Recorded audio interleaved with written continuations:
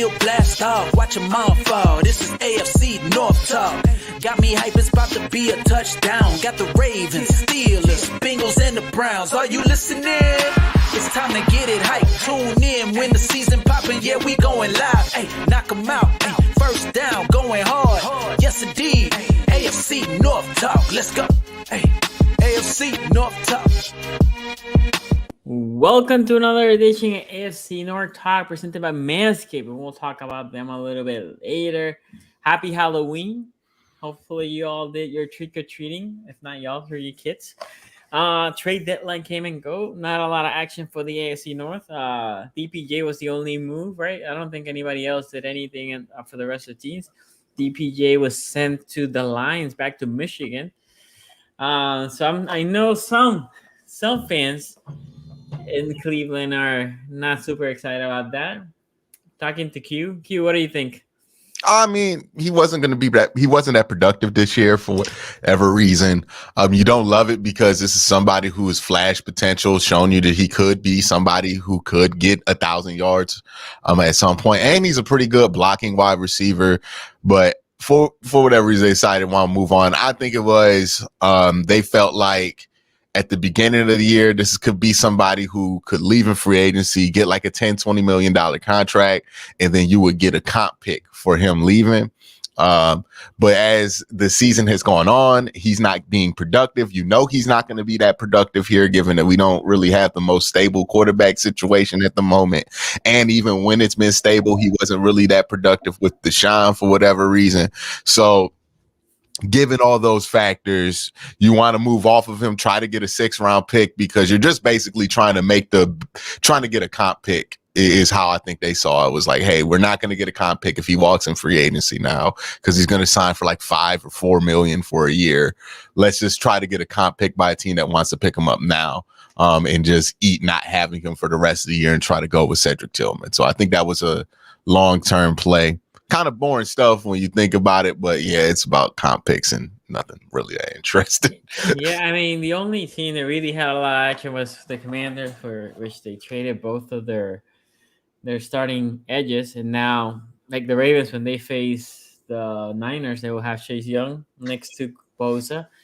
And then Seattle Leonard Williams for Seattle. Yeah, so we see them next week. So we'll see Leonard Williams. Right on time for that. Right on time. You know what I mean? I wasn't trying to see that. That team is better than you think.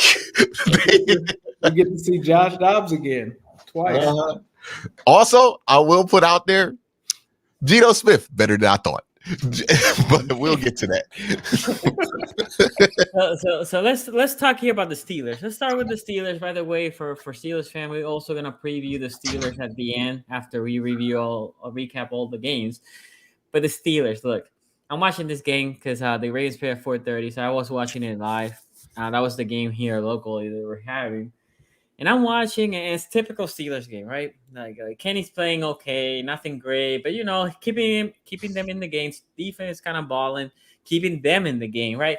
And I'm like, man, Steelers are doing the same shit that they do every week. They're hanging around. So in the fourth quarter, here they come. Kenny Pickett gets injured. I thought it was the shoulder. I read then it was a rib. And then Mitch Trubisky. My goodness, I would just cut him after that game. I'm like, you know what? This dude, what was it? Mason Rudolph cannot be that bad. Can't be worse than what Mitch produced. Mason Rudolph got outplayed by a man named Doug Hodges. That is true. But look at this. Yeah, if you were not a believer, or if you didn't like Kenny after watching Mitch, you probably now have a little sanctuary of Kenny Pickett in your house because. Ooh, Guru, I don't know, man. That game, and when he came, I was like, it's GG, because he was trying to throw it down the field. I just think he forgot what jersey he had on, and he was just, whatever, let me just throw it, whatever. What do you thought happened, Guru? What do you thought about this game? It was unacceptable. It was an absolute game that you can't lose. Reminded me of the Patriots 17-14 last year at Pittsburgh. Reminded me of the Zach Wilson game. It was Zach Wilson came into Pittsburgh and beat us. When you're at home, no matter who you're playing the opponent, you got to handle your home field advantage, right? The crowd was rocking. You get 4 turnovers The defense gives you 4 turnovers. One of them is actually in the red zone where Trevor Lawrence is basically has a Matthew Stafford, Jared Goff relapse. Like he turns into him in the red zone instead of a quarterback playing at a top 8, 10 level, just gives us a gift. DeMonte KZ, you want to stay in the end zone or keep running. You don't want to run out of the 2-yard line, but nevertheless, you take points off the board. The Pittsburgh Steelers, Sonny, it's just I thought it couldn't get any worse. And Q, we talked about that possibly right before the bye week, and you said, well, hey, listen, it actually can get worse. And we're at a situation right now where the Pittsburgh Steelers offense, their game plan is to not get a first down until after halftime. We're at a situation right now where the defense just lost Cam Hayward for about 7 games. Was on IR. Now you got to replace possibly Minka Fitzpatrick for 4 games with a hamstring injury. So it's getting a little worse. And these next 2 games between the Tennessee Titans and the Green Bay Packers are pivotal. If you lose these 2 games, depending on what happens in your contingencies of everybody else, instead of playing with house money, you now play with no money. The cards are falling out of the Steelers' way. And let's just be honest with the consistency, right? The defense has showed you they can get at least 1.5 turnovers a game, right? Not 4, 1.5, right? Whether that's a fumble, interception, a block punt, right? If I told you that that's still not enough for an offense to get any points off of that or to get any any type of momentum, what does that tell you? What it tells you is Mike Tomlin might win 9 games this season because that's the recipe for it. It's no security from an offense that has Deontay Johnson, that has George Pickens, that has Najee Harris, Jalen Warren, Pat Freiermuth, Darnell Washington. We're not talking about a team that has one weapon here, like your traditional Arizona Cardinals, or your traditional Houston Texans, after Andre Johnson. This is a football team that has weapons, but the offensive system, the offensive schematics are just so junior varsity. And it's no way of fixing it. You thought the trade deadline, they might get a veteran receiver. You thought maybe, they went to the wire with Jalen Johnson. But to be honest, you get Jalen Johnson. Who's going to play quarterback? Who's going to be the OC? The defense is not the bad part. It's the offense. Yeah, Kenny Pickett, we got to be completely honest. The kid has missed a lot of throws. And when you start missing a lot of throws, when you're not durable, when you're consistently hurt, there's a lot of questions about that position. But when you have Mitchell Trubisky coming in and putting manure on top of manure in terms of the offense and progressions, Sonny, you're laughing. He threw the same play that he threw to the the Ravens last year in relief. So he's done it like 3 times. Yeah, he did it.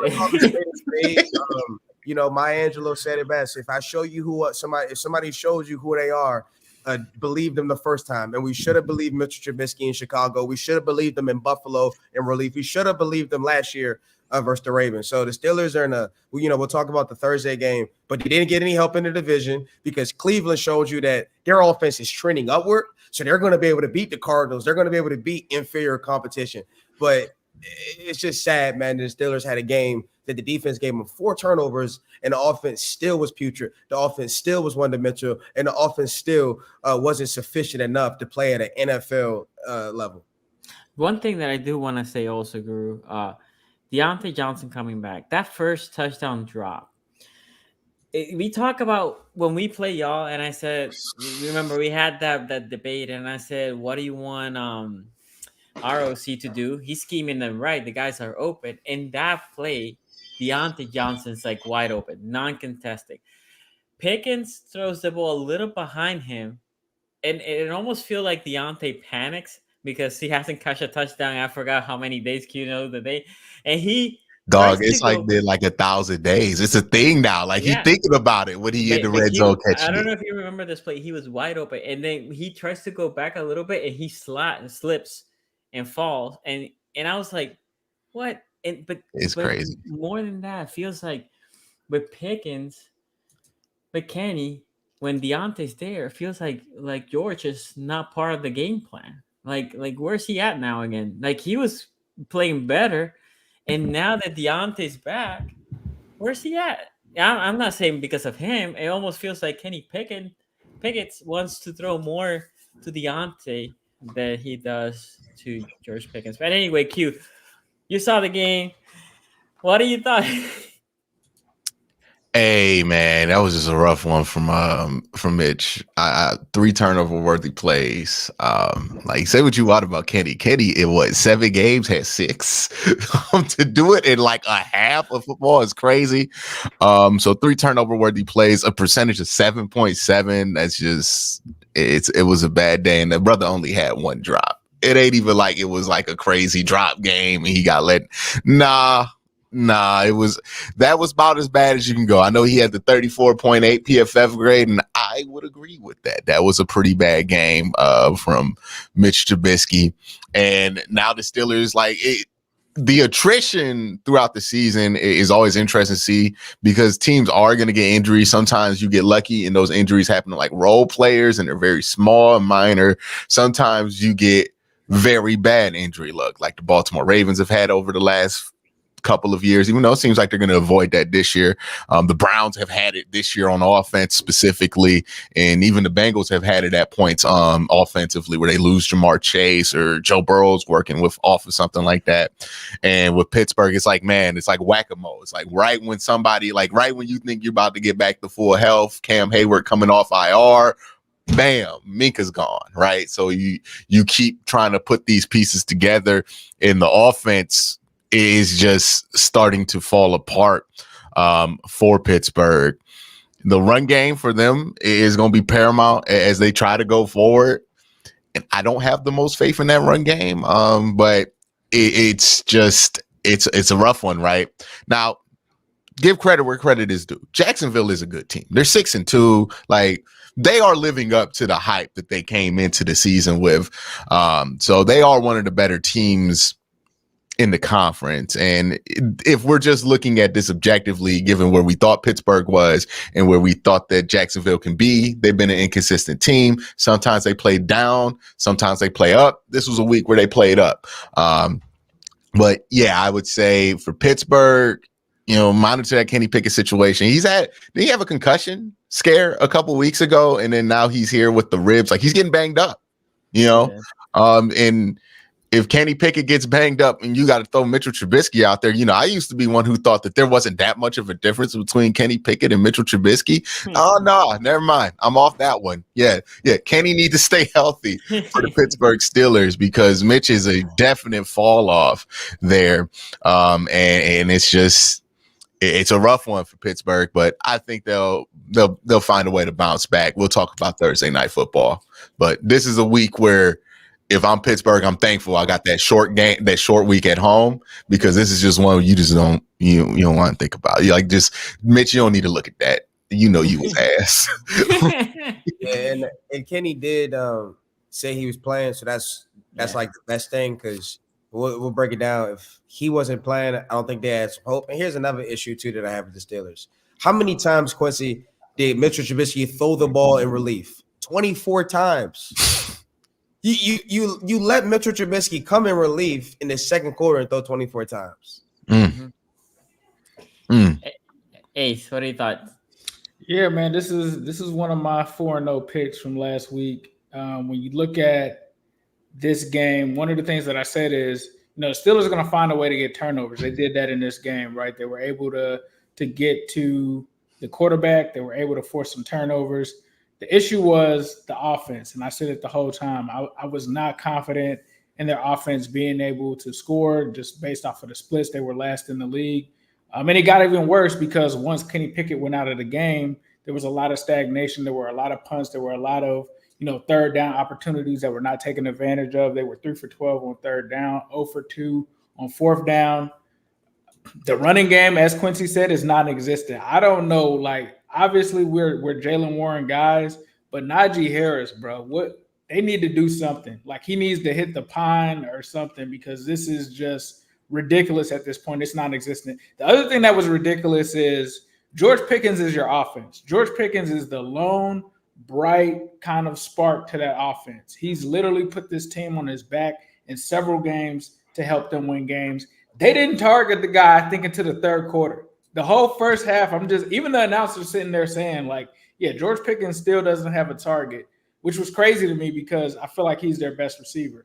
I don't know what the hell Matt Canada is doing over there where you're like, yeah, George Pickens, I'm just not going to throw to him, even though my offense is clearly struggling. The other thing as well, I felt like the Jags, like you just said, they're a good team.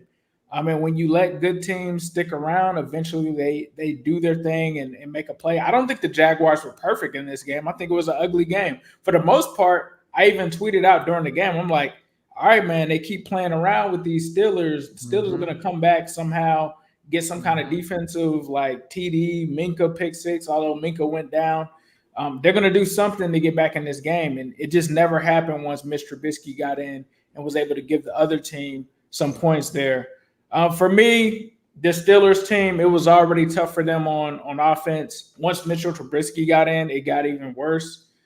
This is a team that's reeling right now. I still think that because they're led by Tomlin and because they have this defense, that's something to monitor. KZ came in and actually filled in pretty admirably for Minka, ended up getting that pick in the end zone. He made this silly, stupid mistake of like going out of the end zone. I don't know why he did that because I'm like, dog, your offense is struggling. The last thing they need you to do is take it out to like the 5 or 10 yard line, wherever that was. That didn't really make sense. The Steelers are still going to be a competitive team, but they've got to figure this stuff out on offense, and it's got to go through George Pickens. There shouldn't be a game where George Pickens gets less than like 8 targets a game. They have to force feed George Pickens because he is the offense. Deontay Johnson, after the game, he had a lot to say about the refs.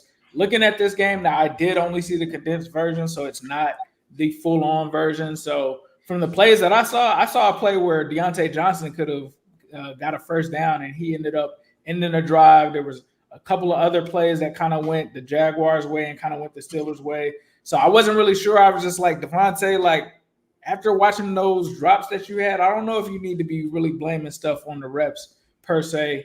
But those targets that went to Deontay need to be going to George Pickens. So if I'm the Steelers, you have to change that offense up, dog. I don't know if it's put Najee Harris on the bench and start Jaylen Warren. Something else has got to change there. And then we talk about the tight end. Ever since Muth went down, they're getting absolutely nothing from the tight end position whatsoever. I thought that, I'm not thinking Darnell's going to do much because I know he's more of a blocker. But, dog, you got to give me something in the red zone. You got to, like, give me a fade to Darnell or something. Like, he's literally out there not doing anything. So, for me, I was a little surprised that, they didn't get more creative. We barely see Calvin Austin like that in this offense. It really just comes down to the offense, dog. And so the defense is going to have to once again hold it down for the Steelers. Mitchell Trubisky, I don't know where you go. Like, I get it. He's cold. He's coming into a game that he's not expecting. But like Guru said, having him throw 27 times fresh off of a bench, not even being prepared to play this game, that was a mistake. But, the Jaguars, I wasn't surprised that they won this game. Thought that the Steelers will put up a little bit more of a fight. But it is what it is. They're going to look to this Thursday. They're going to try to do their thing and recover and regroup and try to show up Thursday. You remember Mike Vick on the podcast was talking about his last few years in the league, and he was like, man, I hope I don't have to go in. That was a definite, like, I hope I don't. Ain't no excuse for Mitchell Trubisky to be that bad, dog. He know the offense. He'd have been there for a minute. Like, he came in cold. That's usually an advantage when you come in, like, and the offense and they prepared for you. And you usually could get off like a hot 2 drives if you decent at backup. No. By the way, the number 1,027 days. So Guru, they're saying in the comments they were doubling George. Was that what it was? Like they were doubling him? Because commentator just kept saying like they're not even targeting him.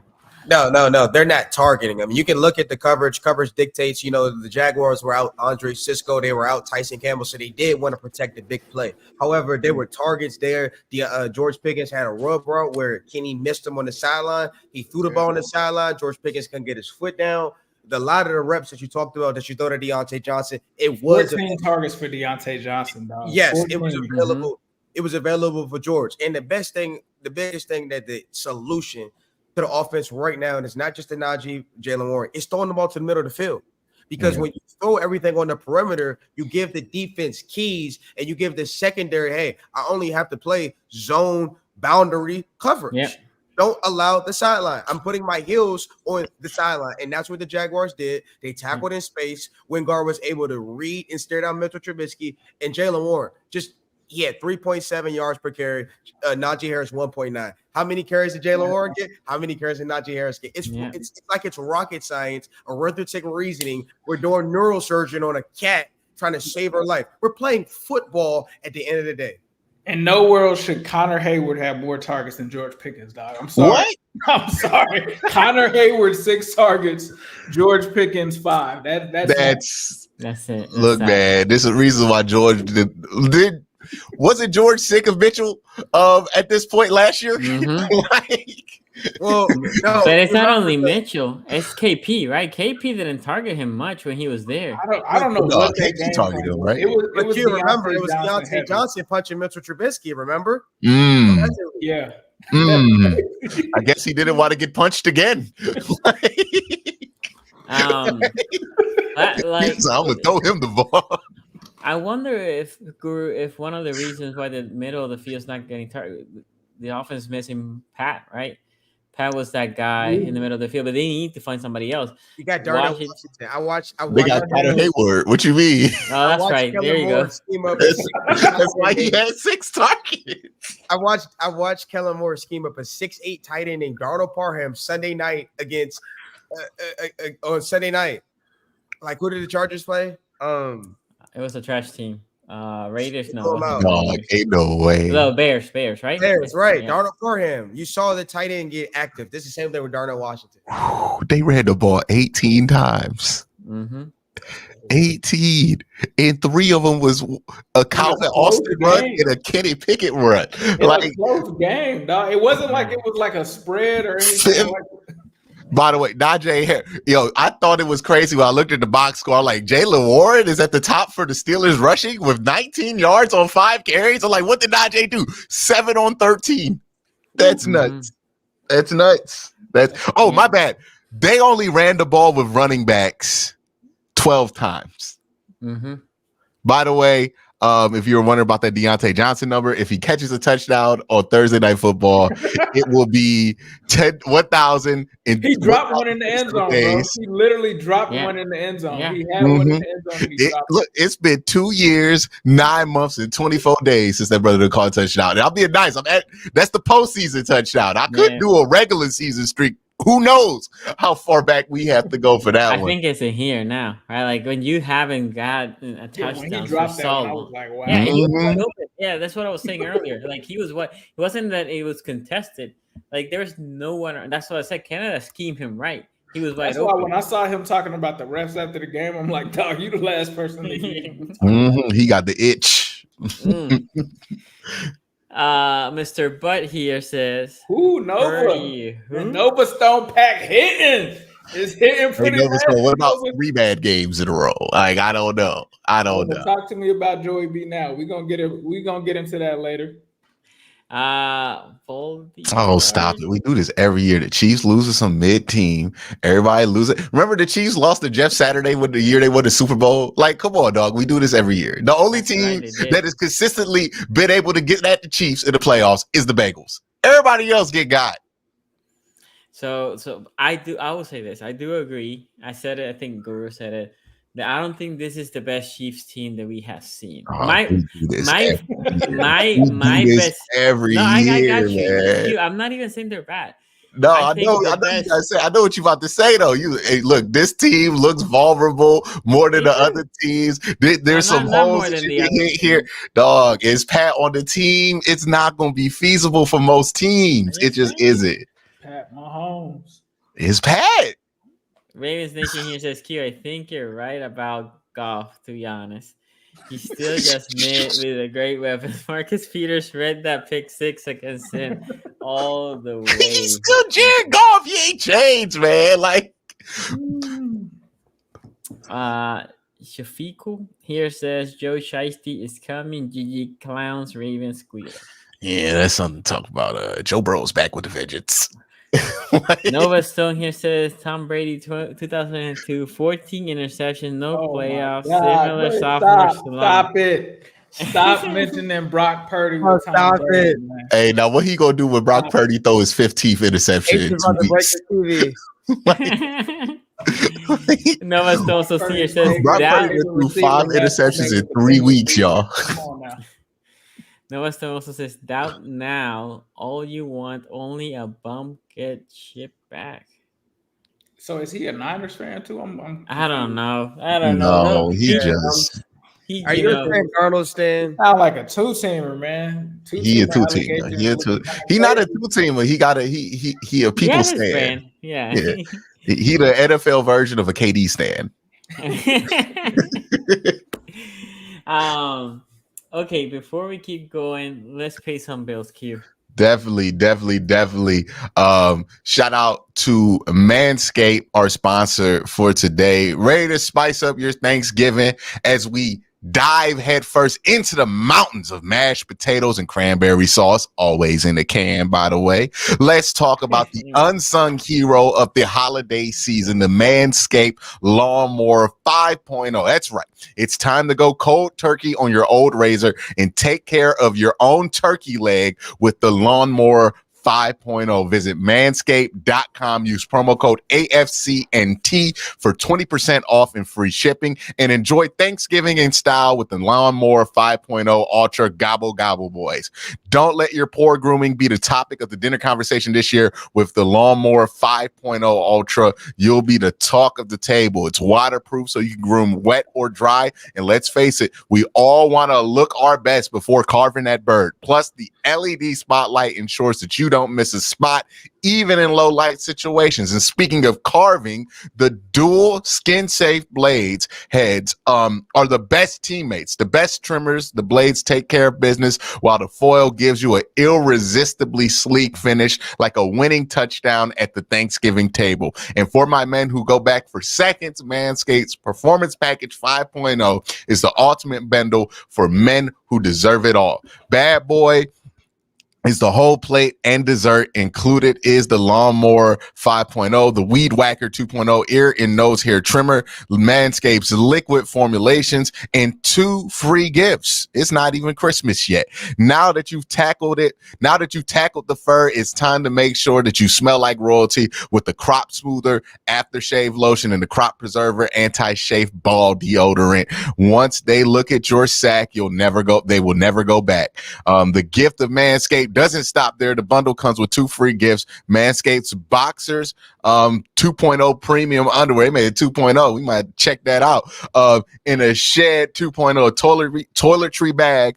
Once you're done shaping up, it's right to put the pants in the present. And the best wrapping and the best to wrap it all, the Boxers 2.0. They're seriously the best boxers I've ever worn. We always rave about the Boxers every chance that we get. Get 20% off and free shipping when you use code AFCNT at manscaped.com. That's 20% off, free shipping at manscaped.com, and use the promo code AFCNT. Be thankful this holiday season for the best gift of all from Manscaped. Your balls will thank you. Okay, with that, let's talk about. Well, look, Q, this is for you. Q got laughed at the fans voting for Goff and Stafford. Then confidently said Purdy was going to win.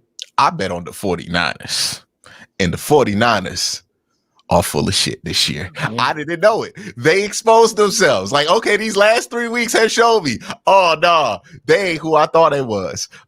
They still gonna be good, but they an NFC good team. They not like one of the best teams in the NFL. They about to get smacked by the Eagles when they play them.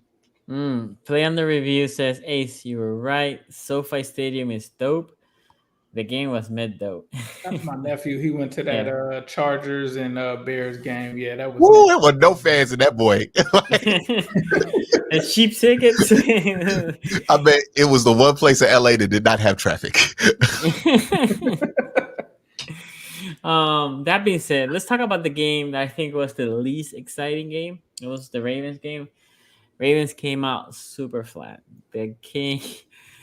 I'm watching this game. Like, I wasn't super stressed because I'm like, we can't lose to this game, right? Their offense had one good drive, which they scored a touchdown. Well, they scored a touchdown late, but that was prevent defense. I hate prevent defense. But anyway, and we scored it. Well, they scored first, and then we scored. We tied it, and then basically both teams stall. Nobody moved, right? Our offense couldn't move. If anything, what I saw from the Cardinals in that first half is that defense was playing very fast. Very fast. They were confusing Lamar. Lamar threw almost a pick. If the guy catches it, the defensive player, it would have been a pick six. Might have been OBJ.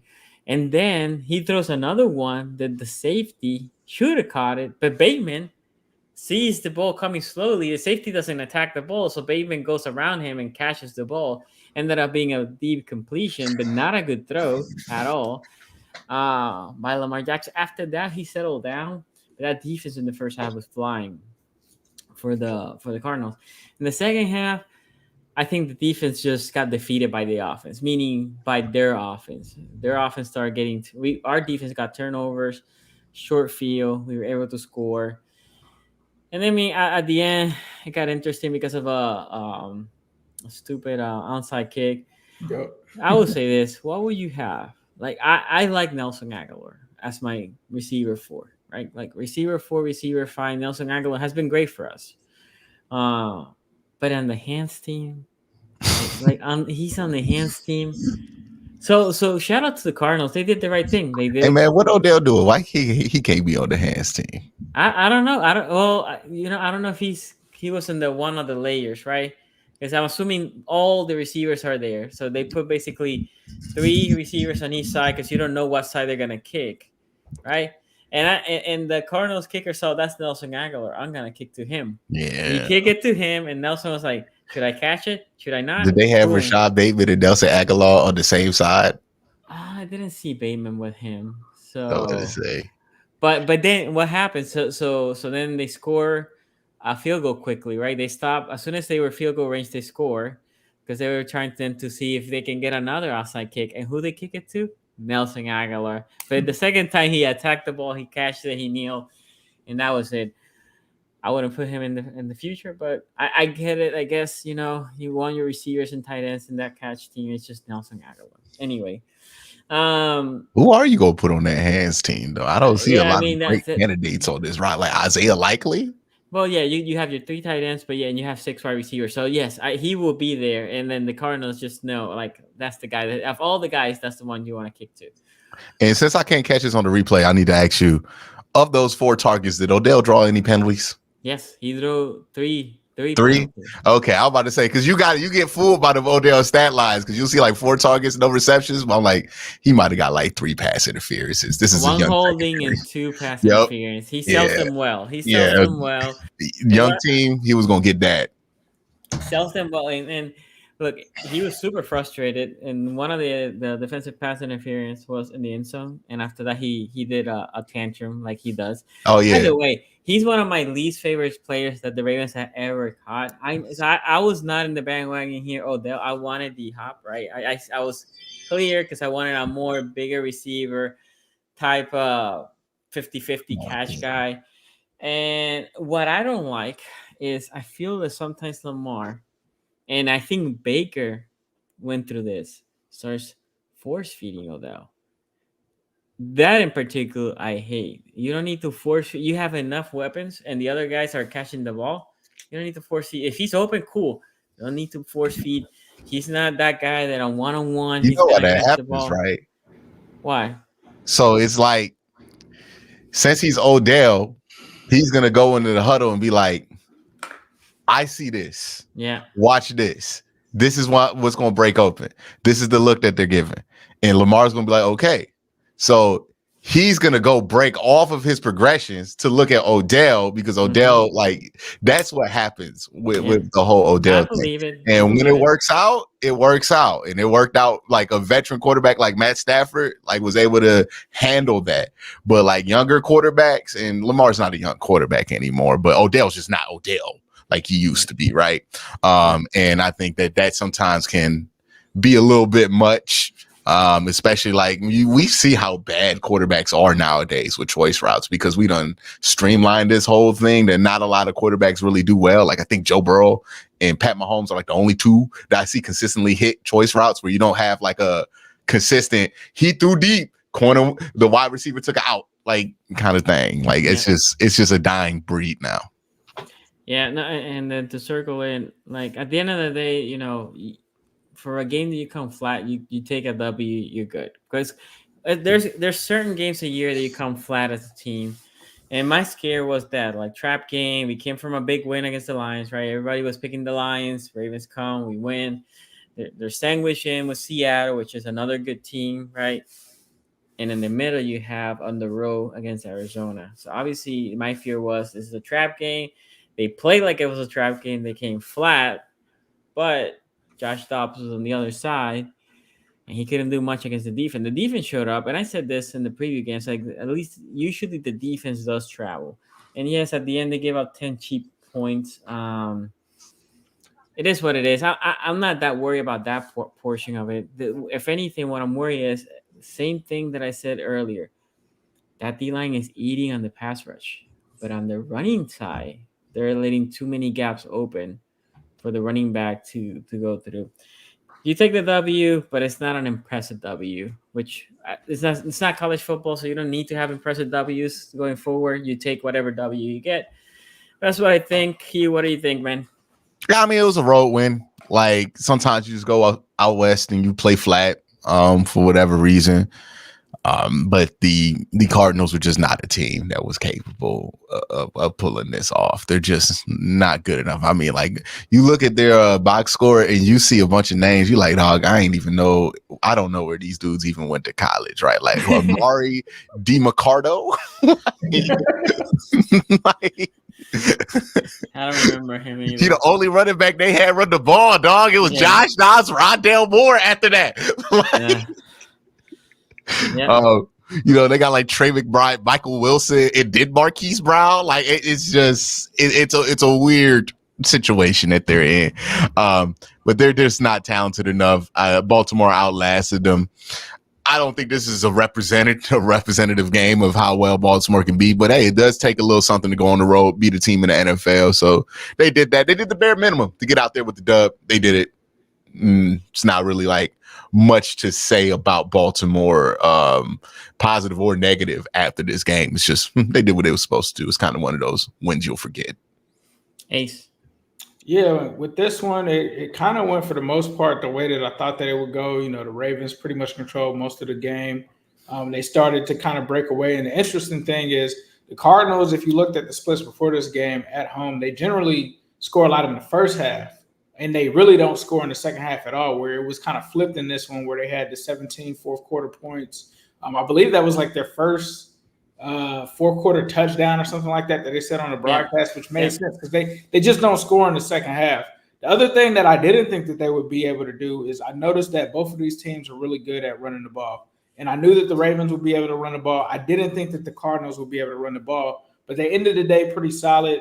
I thought that it was interesting all the way up to the point where I'm like, Baltimore's got this in hand. And I thought this would be a game that Baltimore would win comfortably. But then you get the onside kick there at the end, and that was the only reason this game was close if you actually watched it, because before that, this game was pretty much done for the most part. They get the onside kick. They decide to kick the field goal and then try to get another onside kick. But really at that point, the game was over. Like it was only like a minute left. They didn't have timeouts. You know, they were struggling to get the ball down the field. I thought that Dobbs for the Vikings to trade for him today was kind of crazy because I felt like Dobbs kind of caught number 2 in the NFL in turnover he plays this week. Yeah, he was just throwing picks. He threw a lot of picks, but you know, I'm not gonna take anything away from the Ravens defense because Geno Stone, I think, is on a streak now where he's had an interception in the last 3 games. So that's a great find for Baltimore because I don't think anybody was really talking about Geno Stone from the beginning of the season. He'd made some plays against Cincinnati as well, has continued to kind of fill in admirably there. Hollywood Brown, I knew that he had to try to get some kind of get back in this game, right? I saw the post-game picture with him and Zay Flowers. That was a little strange, not gonna lie. It was like doppelganger kind of Spider-Man moment, like we're kind of the same guy. But you know, I think Sonny don't think that. The Ravens, you know, did their thing. Gus Edwards, man. I got Gus Edwards on my fantasy team. I know you Ravens big fans. Shout. Big Buzz. I do Big not. Buzz. Let's go. 30, baby. 32 points back to back weeks, baby. Big Gus Hey, Edwards. yeah, we got me 34 and a victory. Big bus right They there. was talking about Derrick Henry. Big Gus. Big Gus is getting it done. 19 carries, 80 yards, 3 touchdowns. Whenever they needed the guy to make a play, he just made it. 30 points, man. This Ravens offense, a lot of people had questions about them coming into the season. They have shown that they can be a consistently good offense. They can put up points. They can do their things. Mark Andrews had a touchdown in this game. Didn't even know Mark Andrews was from Arizona. They were like, oh, got the hometown. I didn't even know he was from Arizona. But I will say on the other side, if you're into fantasy, he went to Oklahoma, stuff like that, that makes Trey sense. McBride got off in this game, dog. Trey McBride had like 14 targets in this game. Yeah. Finally got the opportunity to start. Made 10 receptions, 95 yards in a losing effort with the touchdown. Maybe somebody to keep an eye on if you're into that. But I think the Ravens went out and took care of business, like you said. You know, anybody going on the road, West Coast time, them playing at 4:00. You know, I'm not mad at that. Like, to actually watch this game and know why it was 31-24 is a lot. It really wasn't a close game, dog. Like, if you didn't watch this game, it really was not a close game. The Ravens really had this one in the bag. They got a lucky onside kick. That's the only thing that made it a one-score game. They took care of business against the Cardinals. Cardinals finding a way to somehow stay in these games. Be interesting to see if they get Kyler Murray back this week, but it sounds like it might be Clayton Tune. So I doubt Clayton Tune is going to be able to do what Josh Dobbs has been able to do. What? Shout out to the Ravens. Josh Dobbs, I mean, he's not doing much, but he's at least. That's what I'm saying. No, it is conceivable that Clayton Tune could come in there and be as good as Josh Dobbs. Like Josh Dobbs is like right here. Clayton Tune is like rookie, like baseline. Like, hey, you have Will Levis has surpassed Josh Dobbs in one game. Yep. Oh, yeah, for sure. Yeah, it don't take much. Yeah, because Kyler Murray, I don't think he's kind of play against Cleveland. I think he's another business decision. Yeah, but that's anyway, a weird situation, man. It's like I think he plays against Atlanta. If they got the chance, they would trade Kyler Murray, but they're just trying to like make it seem like that's not the case. But I think they're trading him in the offseason. Guru.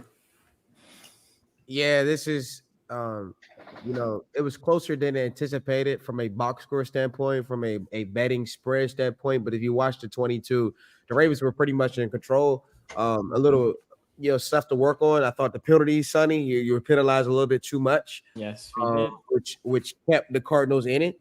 And I also thought that the defense probably wanted to get more than 2 sacks. A couple of those sacks, you saw Dobbs get the ball out. You saw him actually extend the play. I thought I charted a couple of sacks for additional to Matabuke and Patrick Queen, but Dobbs being Dobbs mobile, I was able to improvise. The biggest thing that I'm looking at the Ravens is 21 first downs. You're consistently converting, moving the chains, and you're consistently dominant in the red zone. 4 for 4 in the red zone again this week. I think that the Ravens offense. And this is crazy to say, it's starting to be the strength of the team, and the defense is starting to be dominant and know how to play with the lead, know how to keep the offense fresh.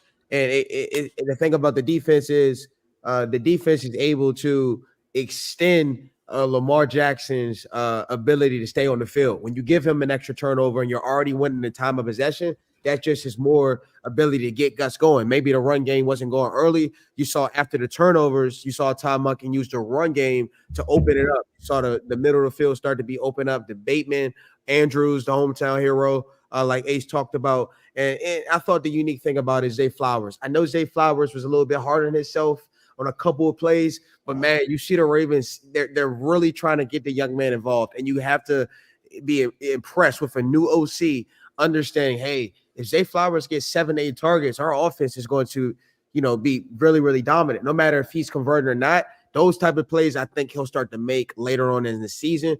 But I'm really impressed with the Baltimore Ravens. How about Jordan Stout? I thought Jordan Stout, he was flipping the field when you needed him to, and that gave the defense an advantageous field position with Josh Dobbs starting in his own territory. So the Ravens look like a team that might only lose in the division, it looks like, if they lose anywhere else. I love the punter talk. I know Q appreciates it as well. Anyway, I zone out when I hear punter talk. I don't even know what happened. Well, I don't Let- have a consistent one. So when I see a consistent punter on Sundays, I just got to toot their horn. let's talk about those Browns, Q. You know, the one thing I was very surprised. This was a close game throughout. I mean, the Eagles, the Seahawks pull it at the end essentially, and I know. I was talking to two Browns fans like, oh, they did not call. I thought about you when I heard this. They didn't call the holding at the end, right? Because in Jigba when he grabbed it, I think they were holding. No, DK did a good job. He saw Njigba get around him and then went up with his arms. Okay. So he made sure he didn't hold. No, it was a good play. I mean, it was a great play. Yeah, it was a great play. Yeah, honestly, after last week, we can't be out here like, oh yeah, well, we would have got that call. Like, nah, we got our calls. But the one thing that I was surprised, their running game, they barely run the ball. The Seahawks. Mm-hmm. I was surprised about that. I think Seahawks is a team that I would envision. Yeah, I haven't scouted them that much. Now I will because we play them next week. But I remember Seattle forever with Pete has been a running the ball team, play action team, and then they had the good receivers, right? That they can damage you throughout. They had 3 really good receivers. And then Kenneth Walker, the running back, I think he had like, I don't know, 7 or 9, something like that, less than 10 carries. And the next running back was also under 10 carries, which made me, and then their yards per carry was good. Now, this is a Browns team that has been better against the run. The Browns gave up a couple of chunk runs, as I remember watching this game. But other than that, I thought they did a pretty good job against Geno Stone. They picked him twice. I think the defense played well enough. PJ Walker did some PJ Walker things. And that might be why, Q. I know you said that some fans were saying trade for Dobbs. Saying all that, well, what do you saw from PJ Walker? Are you encouraged? I mean, right now, next week, obviously, it's an easier game, easier opponent. But what do you think PJ Walker did, and are you encouraged what you saw this past Sunday? He was PJ Walker, right? Like PJ, I say this every week. PJ going to throw some balls that he shouldn't, that turn into big plays, and PJ going to throw some interceptions because he tried to make plays he just simply not capable of, right? Those that interception trying to go across his body to David Njoku, it was there. He shouldn't throw that though, right? He ain't got the facilities to throw that ball without it floating on him. But there were like, if you watch those screens that the Browns had a lot of success on to get back into this game in the late part of the first quarter, those were some crazy throws on the screens where he was just like holding on to it to the last second. And like, it was this close to being intercepted, but most quarterbacks would have just spiked it in the ground. He decides to let it go, turns into a big play. So, I mean, that's what you take with PJ. That's what you don't. He going to stand in there. He going to make some throws. He going to stand in there. He going to throw some interceptions. He's short. He going to get the ball batted. That might turn into turnovers, right? The one thing I don't hear people talk about, because they'll talk about all the turnover-worthy plays that PJ has. Well, he's also like in the middle of the pack in the league when it comes to big-time throws, which if you look at like a Josh Dobbs, absolute bottom of the league when it comes to that. So you have to acknowledge with PJ, look, he's going to make some throws that are going to make you very, very upset, but he's also going to make some plays that, not a normal backup might not be able to be willing to make those plays. You got to live with it, right? You just know you're going to turn the ball over if PJ's going to be there. I would be interested to know where they feel like they are with DTR, because what PJ's going to be. PJ's played enough to where it doesn't matter how many more snaps he gets with the starters or reps he gets with the starters in practice. He going PJ. So I would think that you might as well see what you could do with DTR, see if you could raise the ceiling of the offense, especially since the run game came back to life this week. And like, it wasn't one of those, oh, we had a couple big runs early in the game, but then we averaged 2 yards per carry. No, it seems like they legitimately figured out the rotation, right? Kareem Hunt's in there for short yardage stuff. Pierre Strong and Jerome Ford are who you have to hit some of those bigger concepts where you're trying to get chunks. And I thought Pierre Strong had a really good day. He's one of those dudes who's big, but has no contact balance, right? So it's going to frustrate people after a while that a 6'1" dude gets knocked down by arm tackles all the time, but he has good explosiveness. So if you just play him like that and not a 6'1" back, I think you'll be fine. And Kareem Hunt, again, we talked about this even when Nick Chubb was here. He's been the best short yardage situation guy for the Browns. It's just taken him a while to realize it. And then Jerome Ford, I thought stepped in, had some nice carries as well. The big question everybody has on 3rd and 3, should you have ran or thrown? Look, conceptually, running the ball there is fine. Conceptually, throwing the balls there is fine. Then to get the result you want, gets tipped in the air because Jamal Adams gets a header on you, and it gets intercepted. It's a tough play. But the defense, honestly, to me, carries the burden of responsibility. We know what this offense is going to be. If Deshaun's not out there, we know that the expectations are low for this offense. And quite frankly, we said it last week on this show. Whoever gets to 20 points first wins this game, right? That was the expectation for this game. If you get to 20, you should win, because none of these offenses should be getting over 30 points or over 20 points, right? Like, this is just what it was. Offense found a way to get to 20. The defense let the Seahawks get 24, and that was the difference in the game. I mean, that last drive there, and we have to start having this conversation. I know my Browns fans want to argue about Kevin Stefanski's play calling every single time this team plays a football game, but I don't think the play calling on offense is the big problem on this team. You look at the last 3 weeks. You have a game against San Francisco. You pin them down at the 5-yard line. You don't stop them. They get a 40-yard field goal attempt defensively. You allow that to happen. Luckily, Jake Moody misses it. Nobody cares.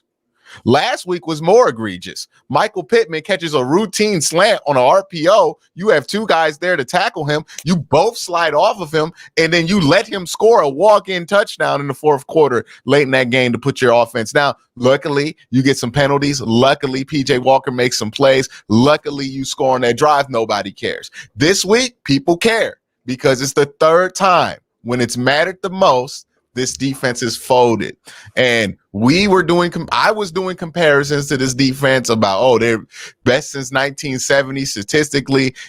Could they be a 2000 Ravens defense? Well, let me tell you something about the 2000 Ravens and Ray Lewis. They not letting that happen.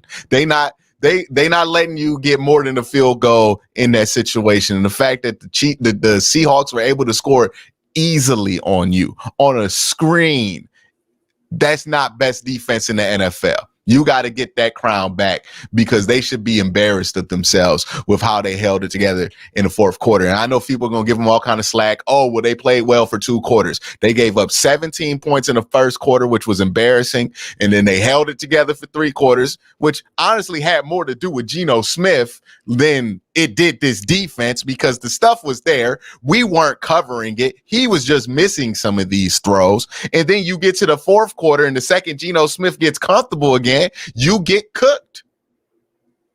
The secondary got cooked, sliced, embarrassed. So for a Browns defense that was calling themselves the best in the world, for a Browns defense that said that they're top whatever, they're talking about making history, right? Like, we ain't even talking about right now. We talking about making history. It's been that whole model. All right. Stop a team on the 40-yard line to not force a field goal and stop them on 4 downs. That's what an elite defense would do. A good defense would force a field goal. An inconsistent defense, an overrated defense, like people have been saying about you, lets what happened on Sunday happens to you. So that was an embarrassing performance by the defense. Offense, we expect them to turn the ball over. I mean, like, what do you expect from this offense? I expect them to be mediocre. This defense was supposed to be great, and they were not great in this game. And this has been more than a couple of games games that they've not been great in. So now they're in question. Now, I still think they could be a good defense, but right now they're not playing at a very high level. And it's showing you they're not playing at a high enough level to win football games, given the situation that you have. And that was the expectation for this defense. You could cry about it being a high bar. You could cry about my expectations being higher for the defense than the offense. But if you call yourself the best unit in the NFL, I'm not going to lower the bar because the offense turned the ball over. I'm sorry. You got to deal with it. You want to wear the crown, it's heavy. So defense got to hold it down in that situation. That was an embarrassment by them. Guru, what do you thought about this game? I mean, Q spot on. I think that the Cleveland Browns defense, they need to understand that PJ Walker's playing quarterback, right? When I say that, they have to understand that there is no room for error at this present juncture. You cannot allow Geno Smith to develop momentum on the check down. You cannot allow Geno Smith to have a second half adjustment where it seems like he's having clean throwing lanes. Outside of Myles Garrett and JOK, I asked the Cleveland Browns defense what happened in second half. Those two guys are the only ones that I saw consistently flash. Everybody else I saw play like they did when there wasn't fire under their belly. I saw Jim Schwartz, somebody who I saw utilize a little bit more zone. I saw him play heavy man. DK Metcalf, I saw him come alive in the fourth quarter because I thought that the matchups were advantageous. Now I do know Greg Newsome. I know he left, so that was huge in terms of the defense figuring that out. But Cam Mitchell dropped the pick. You like I'm not expecting a rookie to make that play or an inexperienced player, but if he catches that pick, what does that do for a Browns offense? And that's what I mean. They don't have room for error.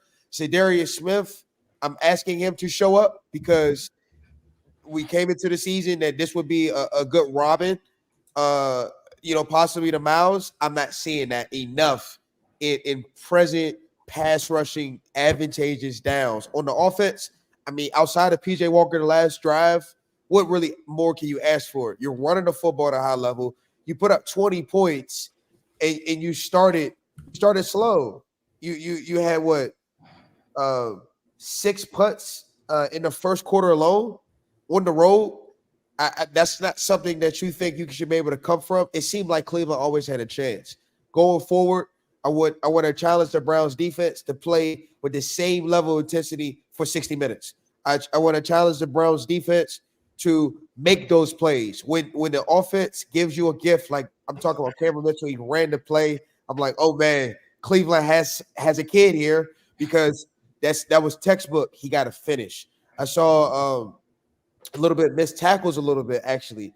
Kenneth Walker, Zach Charbonnet. How many yards after contact did you see Zach Charbonnet benefit off of? The Browns are right where they want to be. The franchise quarterback is on a skid. They're 4-3. It could be a lot worse, but to Q's point, if the defense is the focal point and the strength, they have to play like a number one defense. When the defense has to get off the field, you have to get off the field there.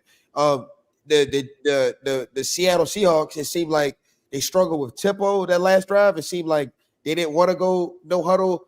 It didn't seem like that they had an advantage in terms of Cleveland possibly getting off the field. I thought the JSN screen, you got to make that tackle. Yep.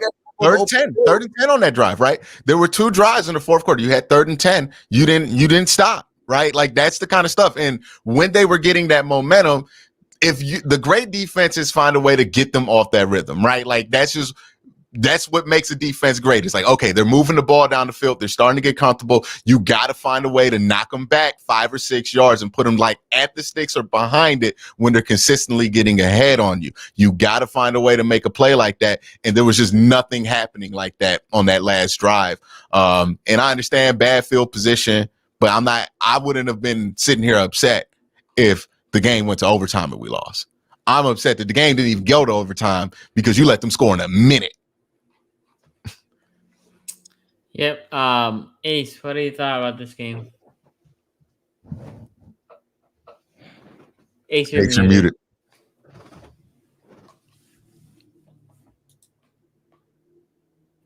Yep, this is one that I thought was going to be a very close game. Sorry about that. I also talked about the matchups, right? I talked about the receivers, the Browns receivers versus the Seattle's corners, and then vice versa, right? Seattle's receivers versus the Browns corners. And before this game, I told Q, I was like, Devin Witherspoon is probably not really going to play against Amari Cooper. It'll probably just be like 2 snaps or something like that. That's all he played on Amari Cooper, 2 snaps. And you probably got some Seattle Seahawks in your mentions talking about he shut Amari Cooper down. He done did all of this. Like, I'm not taking anything away from Devin Witherspoon. Great corner. I think it says out of all of the receivers that he guarded in 6 targets, he only allowed 1. But sometimes they kind of go overboard with the whole Devin Witherspoon shut down your receiver, and he was only on him for like 2 targets. That's neither here nor there, but I will say I still thought Amari Cooper played a really good game. Cleveland is just not getting anything outside of Amari Cooper, man. Like Elijah Moore, I thought would definitely come and contribute a lot more. He just has not really kind of been that guy. You thought that he would kind of stand out. It's really only been Njoku that's really been I guess, a Robin to Amari Cooper, and that just hasn't really played out the way that you wanted to. Outside of that, man, I thought that the run game was going to be key. I think Cleveland still ran the ball well. Seattle is pretty good against the run, but I still felt like Cleveland was able to kind of do their thing, especially running the ball 40 times. The one thing that I kept saying in this game is I just didn't believe if the game got put in PJ Walker's hands that he would be able to come away with it. He ends up having the turnovers in this game. Honestly, Cleveland came back because for a while this game was like, I think Seattle had 17. Then Seattle just stopped scoring. And I'm like, okay, Cleveland's coming back. They're making plays to get back into the game. I thought Cleveland was going to win this game, to be honest with you. When I was watching it, I'm like, okay, Cleveland has done it again. They found a way to stick in this game without Deshaun. They're on the road doing their thing. And then out of nowhere, Geno Smith just wakes up, which I didn't expect. But their defense makes a play. And then they're able to get the ball back. And then JSN does his thing. But I thought that Cleveland on defense, outside of the JSN touchdown and outside of some of the things that Q has kind of touched on a little bit, I thought that they kind of tried to keep them in the game for a while. I thought that they did a pretty decent job against those receivers. You know, it's not like JSN had a field day. And I don't feel like JSN has really lived up kind of to where he was picked at. Like he's a decent receiver, but he's not like the rookie of the year last year at Ohio State at all. So, you know, the guy that hurt he's kind of what he was at Ohio State. Yeah, like, he's not Garrett. Yeah, like, you know, because he kind of was that dude at Ohio State. Everyone like, oh, JSN gonna have this big year every year, and then what JSN do?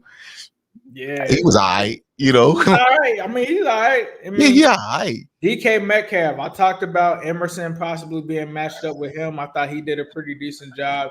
He gave up a touchdown, but 4 receptions on 10 targets. That's still pretty good against DK, only getting 58 yards. Lockett, I felt like was the guy that kind of hurt them a little early. We didn't find him. He wasn't have these like 25-yard catches out of nowhere. Like that's just Tyler Lockett, dog. Ace. We did not know he existed until the second half of this game. Like you watch him, he was just like, "Yep, I'm just wide open. Nobody covered me. Everybody, the whole defense moving left. Tyler Lockett right there. Nobody want to pick up 16. That's cool. That's cool. We keep doing stuff like that." But with that being said, it's not like either of these guys. Like Lockett probably had the best day, and he had 81 yards, right? You know, Jackson Smith and Jigba had 36. So I thought that they played well enough to win. It was just the turnovers that kind of did them in, and not being able to stop them at the end, as Q pointed out. They needed their defense to step up at that point. Didn't really get it. But I don't think that this loss is anything to be ashamed of. I think the Seahawks are a good team. I think they're a good contending team. They just made a play. They're first in the NFC West right now. So when you're looking at this, you know, did Cleveland go into it and give a fight? I know we're not in the moral victories, but yeah, they did. They fought their asses off against the Seahawks. It came down to the last minute. Seahawks had to fight back to actually win the game. So, you know, thinking about this Browns team, the big question is, when are they going to get Deshaun Watson back? Because Deshaun Watson, I hate to be the guy that's like, oh, if he was playing, they would have won this game. But when you see some of the plays that kind of happened in this game with PJ Walker, you got to think about it. So hopefully Deshaun can get back, man, because this team is really holding it down without him being there. They almost pulled it off again in this one. So I think the Browns showed a good effort in this one. We'll see where they go next week. Obviously, the Watson saga is what it is, but we'll see next week what they can do with bouncing back. The frustrating thing with the Watson saga is I feel like I've gotten to know two different quarterbacks before I even know what Deshaun Watson is, right? Like I have a very good idea of what Jacoby Brissett is or is not. I have a very good idea of what PJ Walker is and is not. Still have, like, I would love to sit here and be like, hey man, if Deshaun played, we would have won that game. I have no clue who this dude is anymore. Like that's the frustrating thing about it is like, we're not even at the point to where we can know what we can expect out of him. If he's going to be 2020, some in between, or just not usable. Like that's what's been very frustrating about this whole thing is we have nowhere to put it on him. Like I don't know what could they have won this game with Deshaun? You would hope. It's like when you get that fire video game and you just didn't end up playing it. It just sat in the wrapper. You was just like, yeah, dog, it's an amazing game. I just didn't have. You got the fire video game, but it's like the Nintendo 64. Like you got the new Zelda, but you need to get the expansion pack. But you ain't got money for the expansion pack, so you just let it sit there and you hope you could play it one day. You hear good things, you know what I mean, but you ain't playing it. Okay, let's we have a couple super chats here. Okay. Ace and Q discount on our D and our players. Now number one. Not even in this division.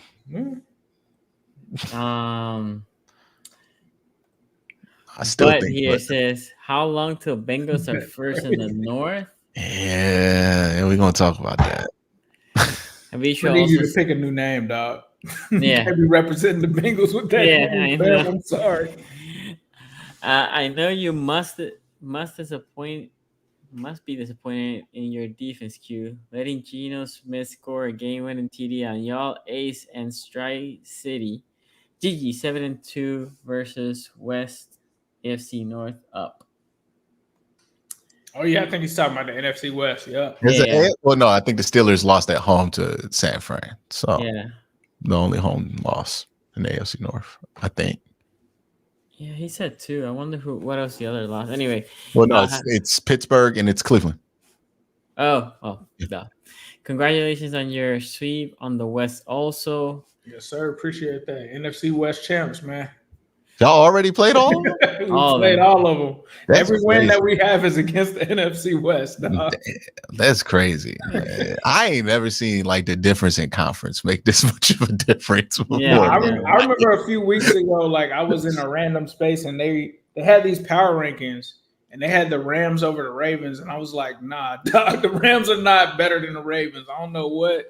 And they were like, oh, yeah. I was like, yeah, the NFC West is not like that. And it was like, what do you mean? I'm like, yeah, they're not better than the Ravens. I mean, it's like that for an NFC division. And y'all know how I feel about the Ravens. But I sat there and was like, nah, there's no way in hell that you're rating the Rams over the Ravens. No way. Nah, it's crazy. Okay, so let's go real quick to Guru. Guru, since I know you had to go because you had to do your thing, can you let us know what do you think about the Steelers Titans game on Thursday night? And Bengals fans, we're going back to the Bengals, but Guru has to go, so I want him to give me his preview. Yeah, we got our 10 o'clock TNT. But first, I thought the Bengals played phenomenal. I picked them.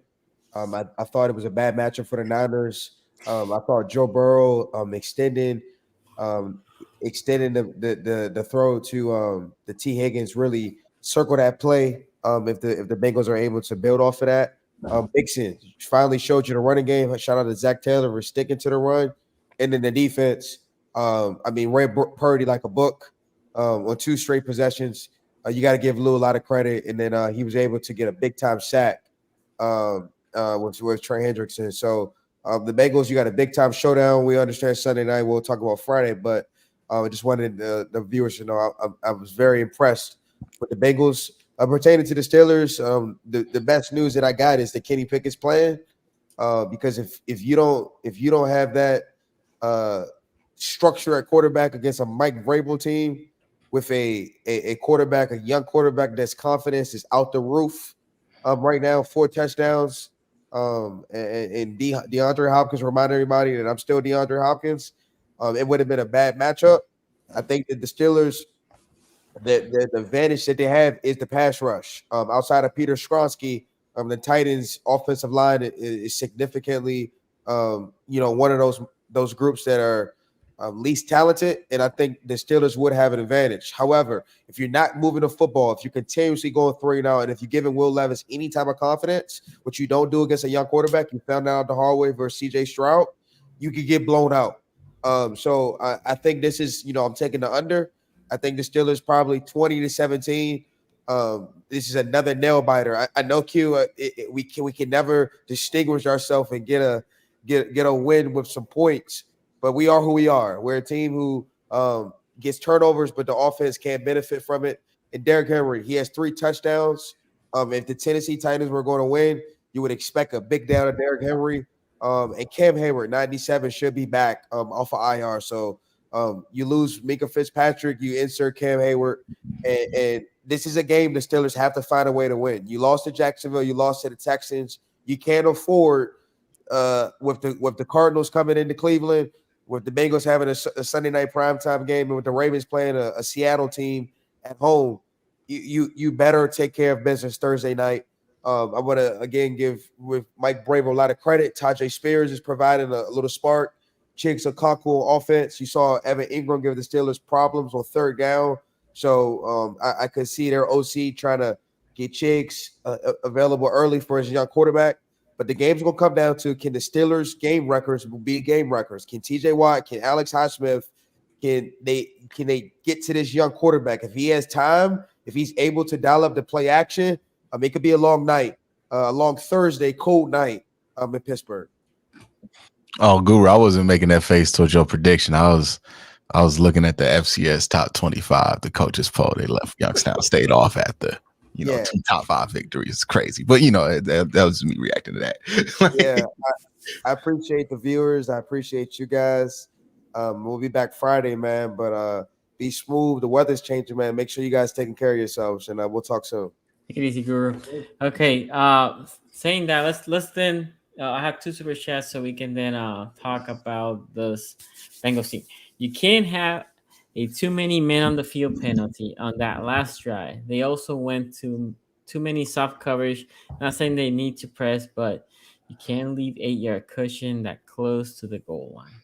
They can't blitz DBs consistently. Like, why are we sending so many people when Myles Garrett is on the team? Like, that's what he's there for. I understand they double teaming him. You could do an overload. You could just send 4 and trust that if they got to hold the ball and throw against 7 people in back end coverage, just do it. Like I think we told ourselves this lie because Mike Tomlin said it was true, and it's not true. This defense does not start from the secondary. It starts from the defensive line. The defensive line was always the most impressive thing about this defense. So play like that. The secondary needs so much more help than the defensive line does. But yet we keep reallocating this help to the defensive line. It's like, no, let the defensive line live on its own, put 7 guys in coverage, and that way you can allow some of those wide receivers to be covered in man while also having some back end, safety. But it's just a frustrating approach in these last drive moments. And again, like, a lot of focus gets put on what Kevin Stefanski does play calling wise when he's dealing with a pretty weak deck on offense. But, there's no weak deck on this defense for Jim Schwartz. And I don't love the approach in the 4th quarter of these games. Yeah.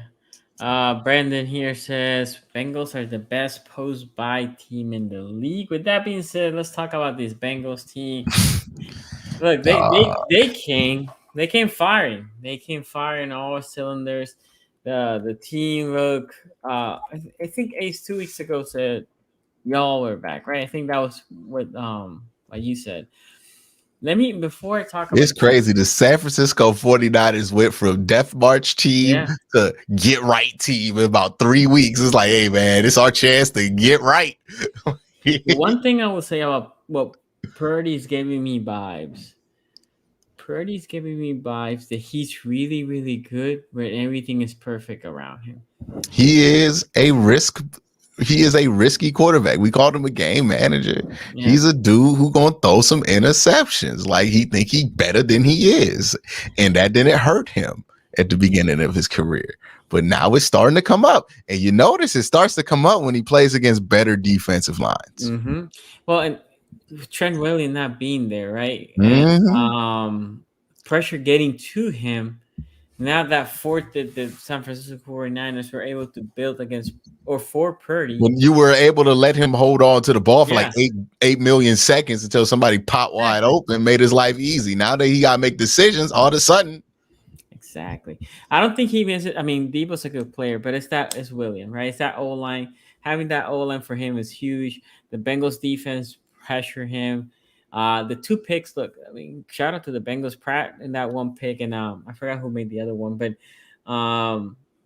they weren't good decisions. Those 2 were not good decisions by Purdy. The in the red zone doing that. I mean, Purdy had another bad game, right? We talk about him having a bad game in this game, but Hold on, Sonny. You forgot who made the other interception? yeah, was it Wilson?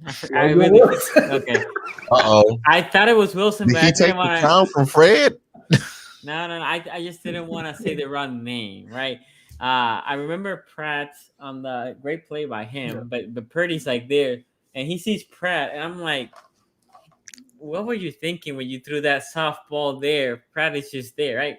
Anyway, but this is it's looking like a trend now. Like it started with Cleveland, right? And people are giving him a pass like, well, Cleveland's the number 1 defense in the league, right?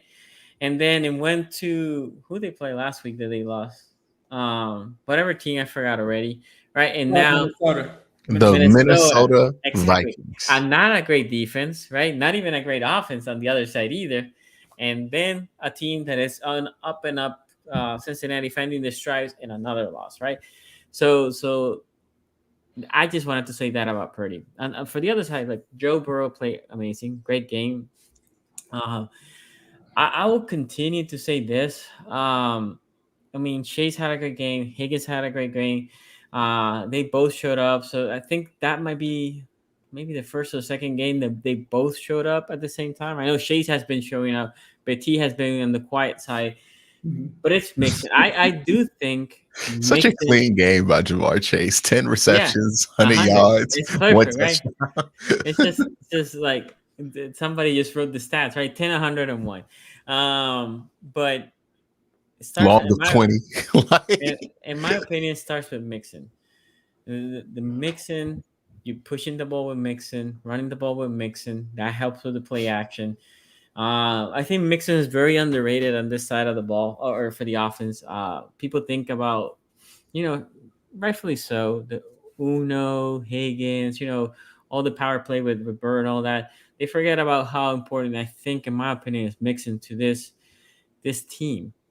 How much Mixon, when he is stride, when he's running the ball well, when they're running the ball well. And it wasn't like he got 20 carries, right? He got like 12-ish or 10.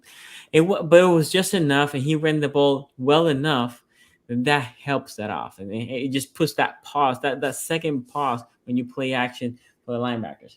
On the other side, the defense came to ball. Like we talk about Purdy and his problems, but that's also true because the defense on the other side comes to ball. The pressure was there, which provoked the turnovers. And the Browns started with the footprint against Purdy. You pressure him, he starts to get shaky, panicking, and then he starts with the picks. It continued with Minnesota, and now the Bengals did it as well. Shout out to the Bengals. It was an impressive win because the 49ers, even though they lost 3 games, it's not like we're talking about a pushover team. Do they look as good as the last year? No. Are they still a good team? Yes, they're still a good team. So that was an impressive win by the Bengals, no doubt. But Ace, what do you thought about this game?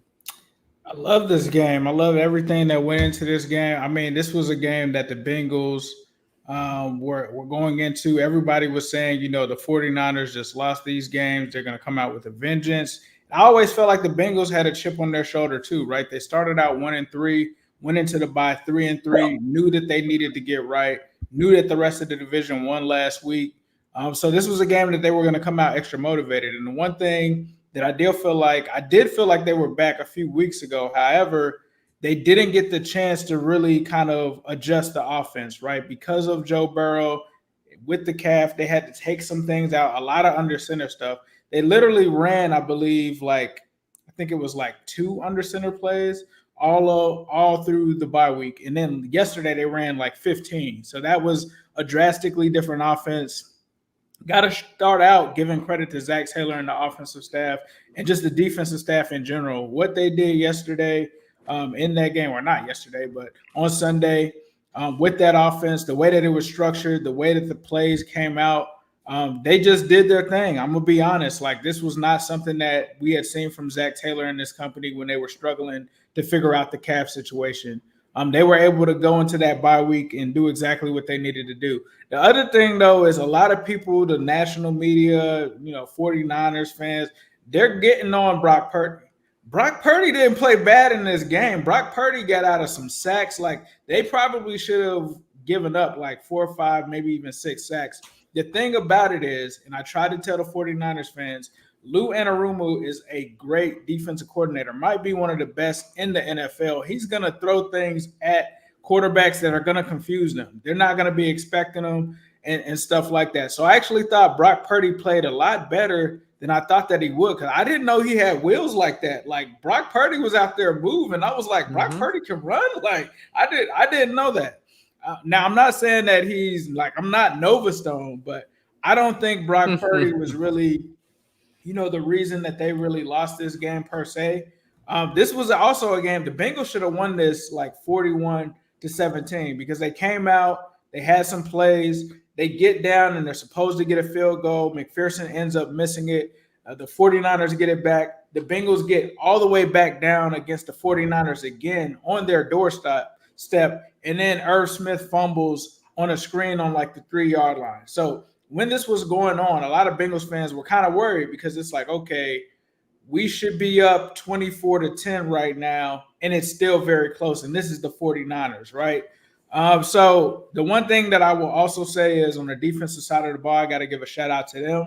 I was terrified of Christian McCaffrey coming into this game because honestly, he's one of the best running backs in football right now. Although he had 2 touchdowns, I thought that they did a great job. I thought Lou came out with a great front against him to kind of slow down the run. I love what they did defensively against them. They capitalized on the turnovers. I think offensively, they were able to get more than just Uno involved. They were able to bring in Andre Yosivas, who's now got 2 straight touchdowns in the last 2 weeks in a small role, but in a big role, right? He's scoring touchdowns at that point. They even brought in Trenton Irwin to throw him a couple of balls there at the end. This Bengals team, Joe Burrow is cooking, man. This dude threw 19 straight completions in the game. The last 2 games, Joe Burrow has had Baker Mayfield ass in all of these games, bro. 19 in a row in this game. Burrow, when I saw Burrow post and this man had the alien hat on, I said, oh no, this man is about to do some savage stuff on Sunday, because when Joe Burrow does stuff like that, there's a meaning behind it. There's something that he has a point to prove. This dude went 28 of 32 against the 49ers, dog.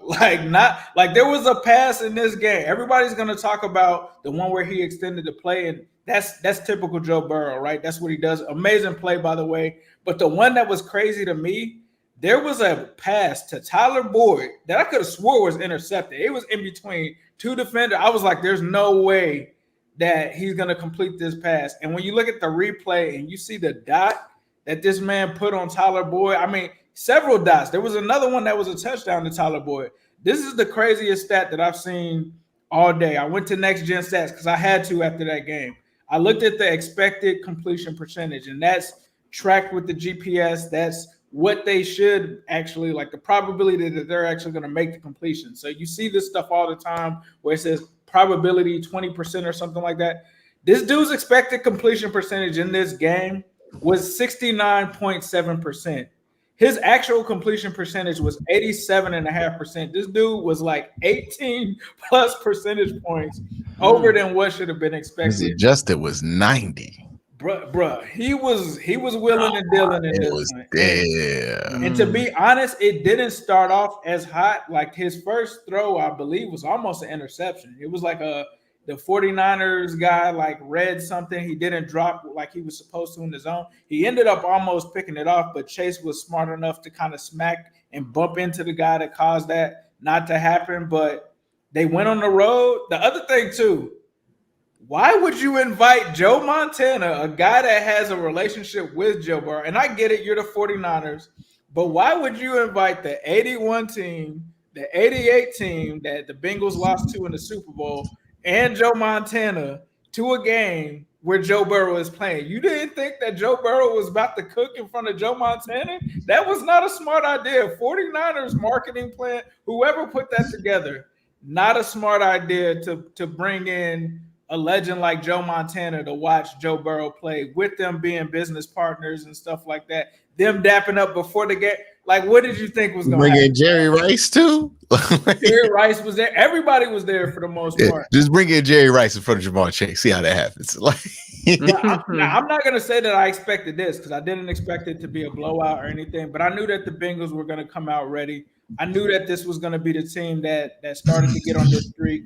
And they know that right now, especially facing the gauntlet that they have, that they've got to win these games in these situations. So this was a big one to go on the road, really completely dominate the 49ers. Mike Hilton had an interception that should have been. We're not going to talk about that. It's cool. They called it back. They fumbled the next play anyway. We got that turnover. But Mike Hilton also played well in this game. A lot of people played well in this game, man. It wasn't just Joe Burrow.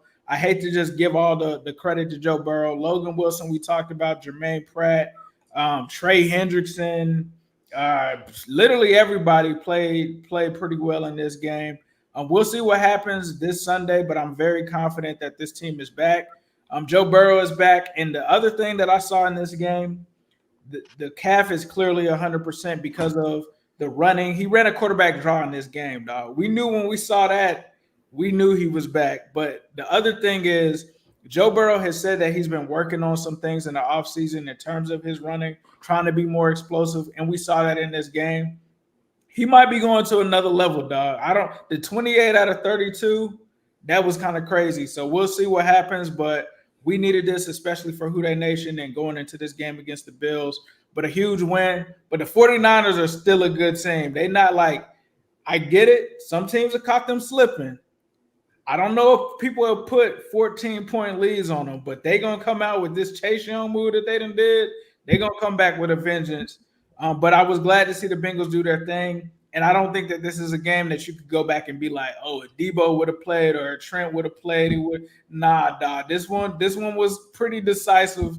And they need to go back and play these NFC teams because yeah, shout out to the Bengals, man. Shout they out play the to them Jaguars next week, dog. Over 500 for the first time this season. So looking forward to this Sunday and seeing where we go. Q. Yeah, they back, man. Like, the defense is back. The offense is back. Everything that we were concerned about for the first 6 weeks was a mirage. They're getting to 11 games. Like I counted the win percentage. Like, what would 11 games be? That'd be about 70% of that schedule. I just looked at that schedule. Yeah, they're getting 70% of that. They're getting to 11 games. It is just now, if I'm Pittsburgh, I'm Cleveland, I'm thinking about, okay, wild card. This is about wild card for Pittsburgh and Cleveland. Baltimore, Cincinnati are going to be able to battle it out for the division, because I just don't think that the Browns, with their current quarterback dysfunction, is going to be an 11-win football team. I think that's a little far-fetched. So, yeah, Bengals getting to 11 wins. All this stuff about them having a bad start, losing 3 games, all this stuff. They didn't lose enough. Okay. They're back. They're back. Joe looks great. Bye week. I mean, we all kind of expected that since he got to the bye week, that's where we messed up. Like Joe Burrow getting to that bye week without any setbacks. We kind of knew. That might not be good. Yeah, it's not good. It's not good. Now Ace out here talking about he's more explosive after a calf injury. What are we doing? Like, oh nah, that's not good. Yeah, they're back. The Bengals gonna be really good this year again. And it's weird they're in last place right now, but I feel like it's just a formality. Like I feel like they're gonna catch some ground, start hauling ass pretty soon here, especially since like it's weird to call them the most consistent team, but now that they got this out the way, like we know what they've been after this. So, like, I can't remember this, but you guys play all 3 AFC North team, right, Ace? They have coming up. Yeah, no, you guys already play all 3. I know Yeah, they you played Cleveland, they played Baltimore. No. Played We've only played 2. We haven't played the the Steelers. Steelers. Okay, Haven't played the Steelers yet. okay. Yeah, good luck, Pittsburgh. We gonna need them to drop some they ain't supposed to. Yeah. So the Bengals are back. And that's really all that you could take away from that. Like, honestly, I don't know how hard we can go on the 49ers. Like, it's just more exposing that like they are a good team, but this is a team that they hit their ceilings for a reason with San Francisco, right? Like they keep hitting their ceiling on the Super Bowl. They keep hitting their ceiling on it because they're a good team, but they have limitations. And what I always say, Kyle Shanahan get all this credit for everything he do at quarterback, but every time he hits his head on the quarterback ceiling, and the sound of Brock Purdy's head hitting that ceiling is 2 interceptions and a fumble. Okay, he's turned the ball over at least 5, 6, 7 times in 3 weeks. Yeah. It sounds like he's hitting his head on that ceiling of quarterback play yet again, and it's not going to be the last time we talk about it. Now it's going to disappear. They're going to play Baker Mayfield, the Seahawks. The Eagles might be a tough one, but they play the Seahawks again, the Cardinals, the Ravens going to be tough, the Commanders, and the Rams, and they're going to have a really nice record at the end of this, and Chase Young going to look good.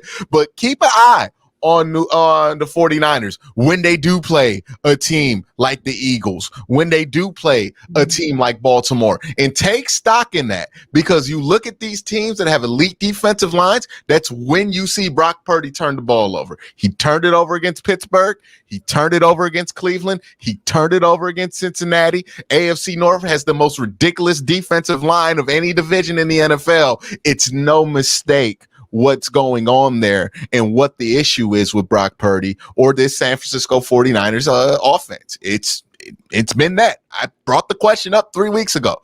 Hey, are we sure this offensive line for them is good? Mm-hmm. Now we're seeing it. Like that's really where we're at with them. And they're a good team against they're kind of like the Dolphins. They're a good team against teams that ain't that good. But you start playing some teams that's good, you start seeing them cracks form fast. And that's what happened. They played a team that is better than them in the Cincinnati Bengals, and them cracks formed, and we saw why they keep hitting their head on the ceiling, where the Cincinnati Bengals have no quarterback ceiling. Apparently, Joe Burrow gonna run like Lamar Jackson now. Like, all right, like I guess it gets better. Like, all right, like that's cool. That's cool. We thought he was at risk for tearing his Achilles. I was worried about him. Now he out here running faster than he's ever did in his life and throwing more accurately than we've ever seen him in his life. Joe Burrow, hey, shout out to you, bro. You live it right. Like, whatever you did after that second year of Ohio State, bro, you live it right, because nobody has just grown as an athlete like he has. Like, he came out there, he wasn't athletic or nothing his first year at LSU. Next thing you know, he's the greatest passer you ever seen in your life. Now he can run. All right. Like, I guess, bro. Like, get me on the Joe Burrow 9 plan, the JB9. I need to get that JB9 diet. I want to hoop again. Like, maybe it's the I'm gonna mess it up, Ace. But what is the name of the chili over there? It's the Skyline. The Skyline. It's something. It's something, dog. Because it don't make no sense. No sense. Shout out to Joe Burrow, man. Like, if your fans were so obnoxious, I would appreciate you more. Okay, so let's move on to the preview. So we talk about, there's a Thursday night football for the North. And by the way, the North, even though we throw some stones to the Steelers and all that, if you look at the North right now, record-wise, the North is by far second to none best division in the whole league. It's not even close. No team under 500. You say it all the time, dog. Yeah. People be like, nah. I'm like, no, right. You know what's crazy is that the records look like this, and like every team's been through hell. Okay, Yeah. like, the Ravens still lost like 40 guys over the first 3 weeks. Yeah. The Bengals had all kind of like they were 1-3 at one point. Like, Yeah. the Browns, name me a player that's still there on offense. They lost 3 All-Pro starters. Well, 3 players who have been in the Pro Bowl before that were starters for the offense coming into the season. The Browns have lost at some point during this portion, and they're still doing this. Like, this isn't everything going right for the North. No, everything went wrong, and this is what we've been able to cobble together. Yeah, I think the North is just built a little different, right? They're battle tested. Physical for these other exactly. teams is a little finesse, man. Exactly. The SEC, man, it's just different, dog. Yeah, exactly. The 4th place AFC North team should get an at-large bid into the playoffs. Okay, that being said, so Thursday Night Football, Tennessee at the Steelers. So Tennessee's traveling to the Steelers. Will Levis coming out of a pretty good game. I don't know. I watched the highlights. Obviously, I did not watch the game on the Tennessee Titans. I was curious to see what does these 4 touchdowns look like. Mm-hmm. It looks to me, this would not be good against the Steelers as a team that is very big on the turnovers. He likes to float the ball. These long passes are it felt like they were there forever. Was Jesse Bates healthy? I think Jesse Bates was in that game. I was wondering what. I know what happened. Look. We know what happened. We know people always, the young ones always get Jesse because what Jesse do? Jesse gonna watch your eyes if you young and then just dart on that and you right back there. That's what happened, dog. You can get Jesse easy like that. That's why Baker Mayfield used to have no crazy games against Jesse. That's all he would do is, I'm going to look this way, cover 1. All right, I'm going to throw against there. And the one thing that saved him a lot was D-Hop. Because D-Hop will adjust and make the ball, right? Like that was Levis' saving grace for what I was watching. Like I said, he likes to, at least in the first game. I can't say it's a trend because it was the first game. But he liked to float the ball. I wonder how that's going to play against the Steelers. Steelers, obviously, the D-line, I think that's the key. These D-lines, can they produce pressure? Because the O-line for the Tennessee Titans is not great, right?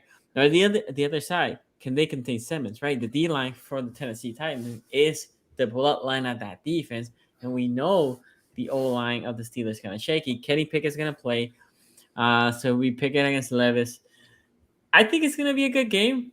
Guru said that it was going to be close. No Minka is a big deal. Minka is kind of crazy, especially for the floaters. Because if you think about those floaters, Minka will be all over those, right?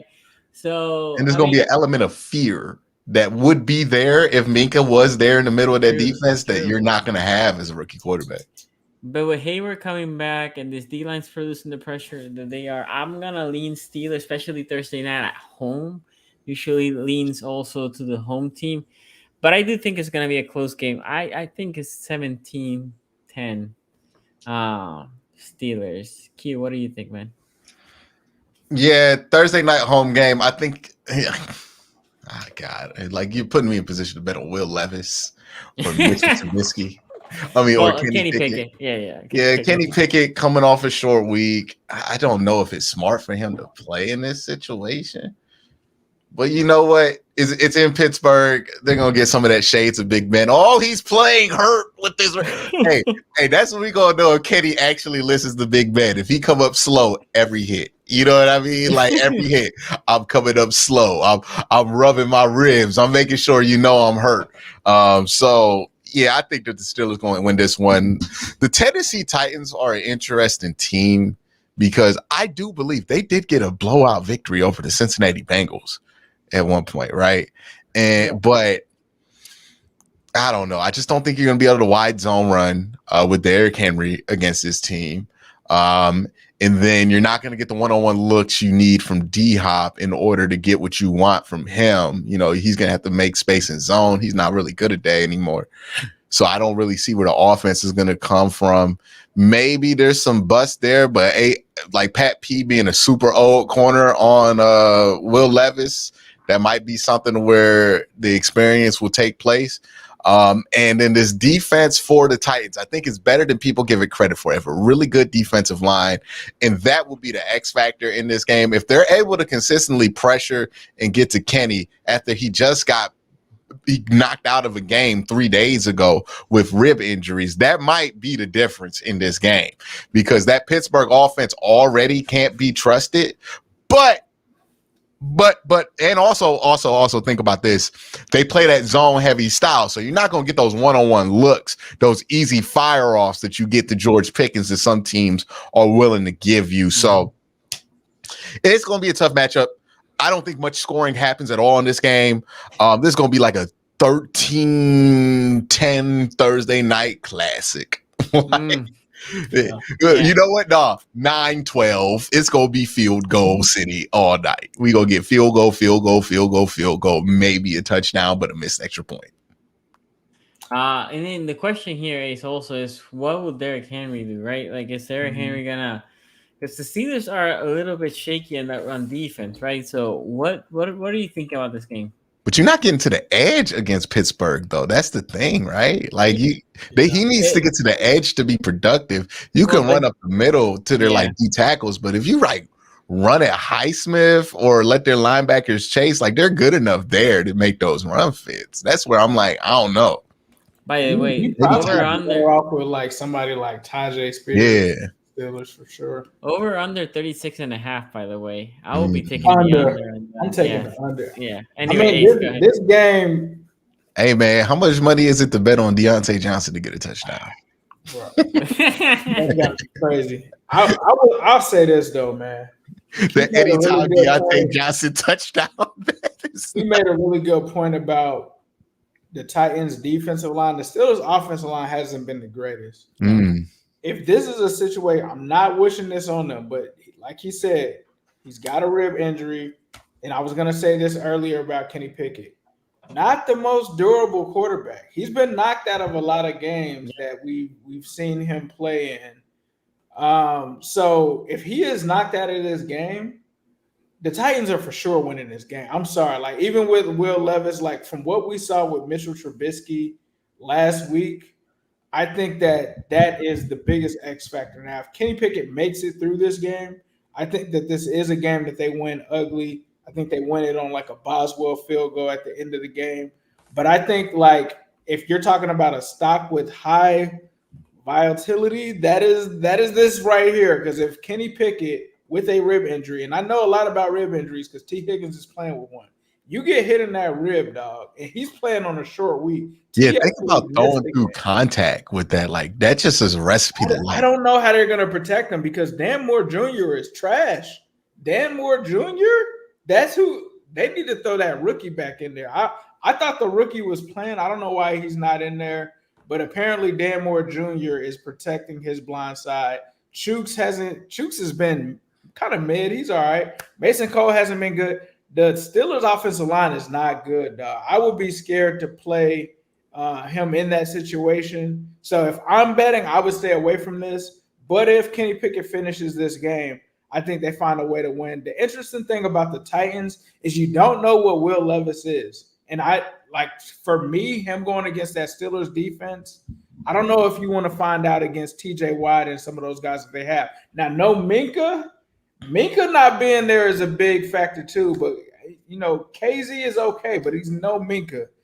But if Will Levis is really that guy, bro, I don't know. It wouldn't shock me if the Titans pull off, a victory here. But it's dependent on what Will Levis is, because from what I heard today, it appears that Vrabel is still thinking about starting Ryan Tannehill. No way. If Levis comes out in this game and has another 2-3 touchdown, no interception game, that should be his. The fact that they didn't trade Derrick Henry today or D-Hop, they think that they may have something in this Will Levis kid. I think we'll see what they can do. It's hard for me to trust the Steelers offense, dog. I really don't trust it, especially against this Titans defense. I'm gonna go with the Steelers though. But like I said, bro, I would not bet my own money on it. I wouldn't do that.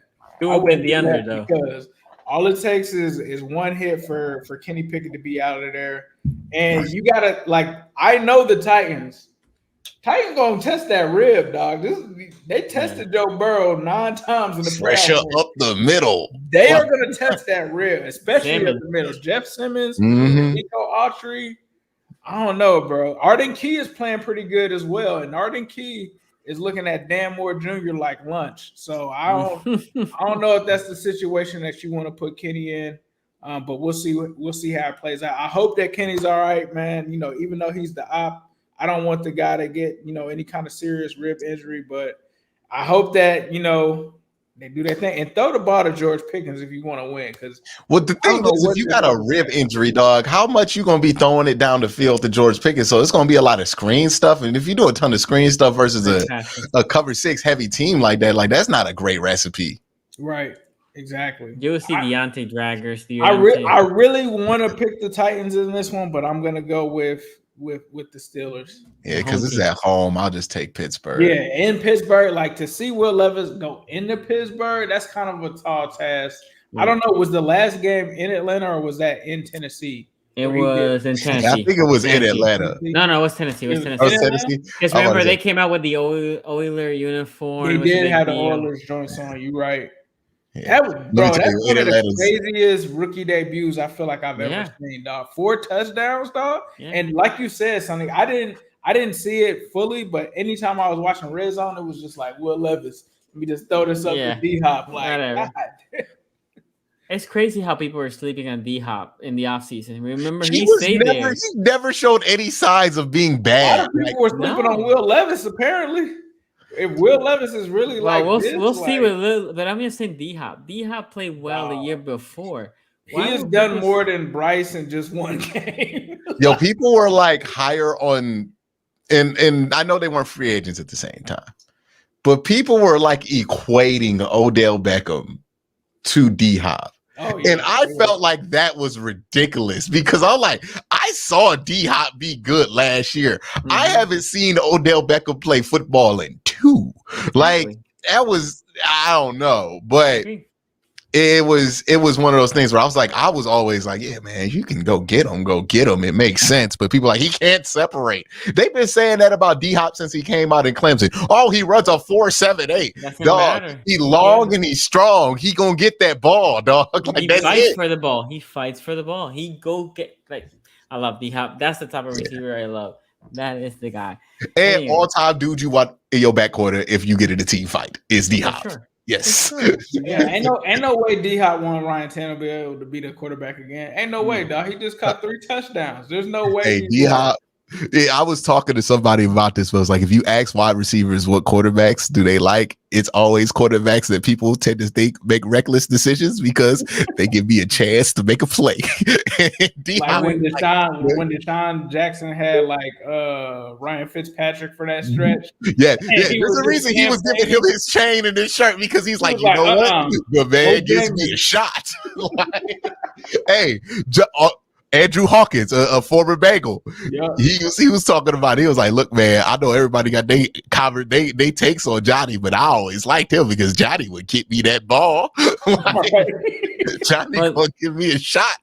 Think about with D-Hop, when he was in Houston, he went through that stretch that in one season he had like 4 quarterbacks, none of them good. Oh, yeah. Hey, but you know what? He was still eating. He was fine with Matt Schwab out there. Everybody was like, Matt Schwab has thrown 12 pick sixes in a row. And D-Hop like, yeah, but he get it to me. That man was like him, Tom Savage, Brian Hoyer, bro. It didn't matter who was throwing D-Hop that ball right here. It was crazy. Look, he still just get it to D-Hop.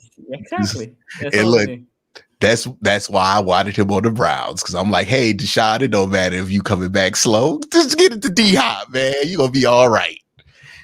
And he would have been 1-2 with Amari. That would have been good. No, yeah, now I don't even want to think about that. That's just cheating, like the game cheating. Y'all get D-Hop. Like the reason the Ravens keep getting mediocre wide receiver play is because the game has to balance itself. Like Lamar can't be that good at running, that good at throwing, and have good wide receivers at the same time. You got to have balance. We have one super chat here. It says, one more win and I'll be confident in saying the Bengals own the Bills. Yeah, man. The Bengals about to dismantle the Bills this weekend. I'm just going to put that one out there. We saw them just tear them apart. I just hope the NFL behaves themselves. Yeah, okay, well, so we'll be talking about that on Friday. Thank y'all for watching. On Friday we're gonna also review the Steelers game since it will be fresh out of the Thursday night. Thank you for watching, everybody. We'll see y'all next time. Peace out.